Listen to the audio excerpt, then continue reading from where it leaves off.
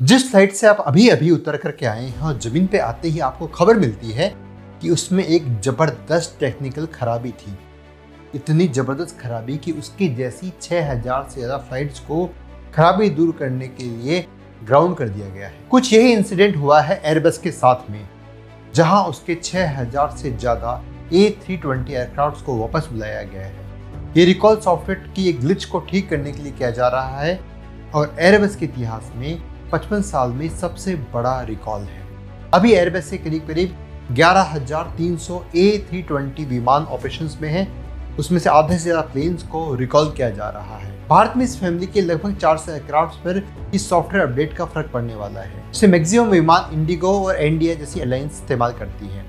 सबसे ज़्यादा असर इंडिगो को पड़ने वाला है, जिसके पास इस श्रेणी के 195 विमान हैं। ये रिकॉल का फैसला ELAC सॉफ्टवेयर को ठीक करने के लिए किया जा रहा है, जिसकी वजह से 30 अक्टूबर को मेक्सिको से अमेरिका जा रही जेट ब्लू की फ्लाइट की ऊंचाई अचानक कम हो गई थी। इस घटना में कई यात्री घायल हो गए थे और फ्लाइट को अमेरिका के टाम्पा शहर में इमरजेंसी लैंडिंग करवानी पड़ गई थी। जब जांच हुई तो पता चला कि तेज सोलर रेडिएशन के कारण में ELAC सॉफ्टवेयर में बहुत ज्यादा ग्लिच आने लग गई, कंप्यूटर डेटा खराब होने लग गया, जिससे विमान के नोज एंगल यानी फ्लाइट के आगे वाले हिस्से को कंट्रोल करने वाले सिस्टम को गलत मैसेज जाने लग गई और विमान की स्पीड, ऊंचाई और दिशा की जानकारी में जबरदस्त रूप से प्रभाव पड़ने लग गया।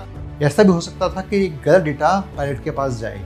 ऐसा ही कुछ हुआ था साल 2018 में, जब इंडोनेशिया की लाइन एयरलाइंस का एक फ्लाइट और 2019 में इथियोपिया एयरलाइंस की एक फ्लाइट क्रैश हो गई थी। कुल जमा इसमें 346 लोग मारे गए थे और ये हुआ था विमान के उड़ने के कुछ समय बाद ही। जांच में पता चला कि MCAS नाम का एक सॉफ्टवेयर था जो गलत सेंसर्स, गलत डेटा पायलट्स को भेज रहे थे और नोज को बार बार जमीन की तरफ धकेला जा रहा था, जिसके बाद में पायलट विमान को वापस कंट्रोल ही नहीं कर पाए।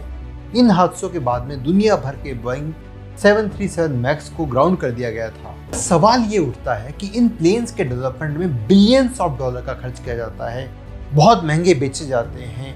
इतना ज़्यादा रिसर्च के बाद भी ये प्लेन ऐसे क्यों बन रहे हैं? इन कंपनीज को किसने अधिकार दे दिया आम आदमी की जिंदगी से खेलने का? बड़ी बात तो ये है, कितने भी हादसे हो जाए इन कंपनीज पे कुछ भी नहीं होता है। इस बारे में आपकी क्या राय है, कमेंट में बताइएगा, क्योंकि ये सवाल है आपकी और मेरी जिंदगी का।